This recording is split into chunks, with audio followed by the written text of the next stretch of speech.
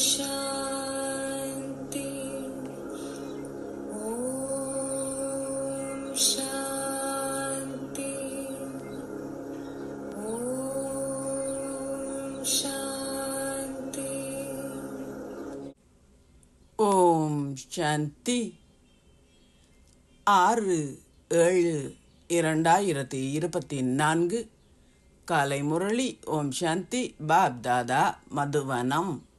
சாராம்சம்: இனிய குழந்தைகளே, நினைவு சக்தியின் மூலம் உங்கள் புத்தி சுத்தமாகுவதுடன் நீங்கள் தெய்வீக குணங்களையும் கிரகிக்கின்றீர்கள்.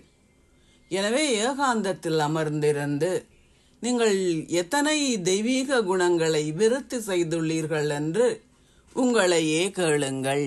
கேள்வி: குழந்தைகளாகிய உங்களிடம் இருக்கக்கூடாத மாபெரும் அசுரத்தனமான குறைபாடு என்ன? பதில்: ஒருவருடன் மிகவும் கடுமையாகவும் முரட்டுத்தனமாகவும் பேசுவது மாபெரும் அசுரத்தனமான குறைபாடாகும். இதுவும் தீய ஆவி என்றே அழைக்கப்படுகின்றது. இந்த தீய ஆவி ஒருவரில் உட்புகும் போது அது அதிகளவு பாதிப்புகளை ஏற்படுத்துவதால் நீங்கள் அதிலிருந்து விலகி இருக்க வேண்டும்.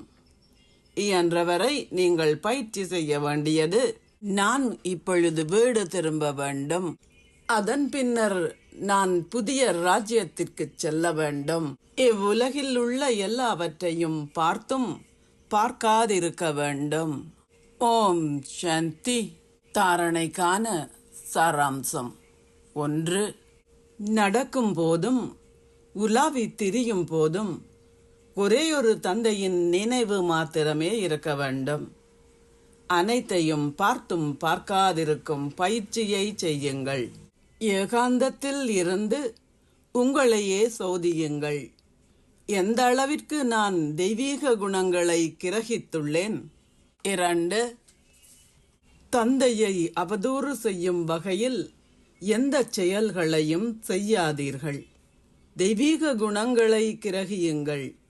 உங்கள் புத்தியில் இருக்கட்டும், நான் இப்பொழுது வீடு திரும்பி பின்னர் ராஜ்யத்திற்கு செல்ல வேண்டும்.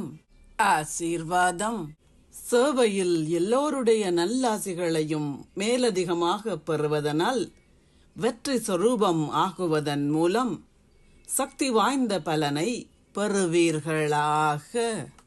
நீங்கள் என்ன சேவையை செய்தாலும் அது சகல ஆத்மாக்களின் ஒத்துழைப்பு எனும் உணர்வுகளாலும் சந்தோஷ உணர்வுகளாலும் நல்லாசைகளாலும் நிறைந்திருக்க வேண்டும்.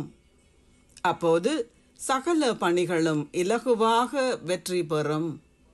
ஆரம்ப நாட்களில் யாராவது விசேடமான பணியை செய்வதற்கு செல்லும் முன்னர் குடும்பத்தில் உள்ள எல்லோருடைய ஆசீர்வாதங்களையும் பெற்றே செல்வார்கள்.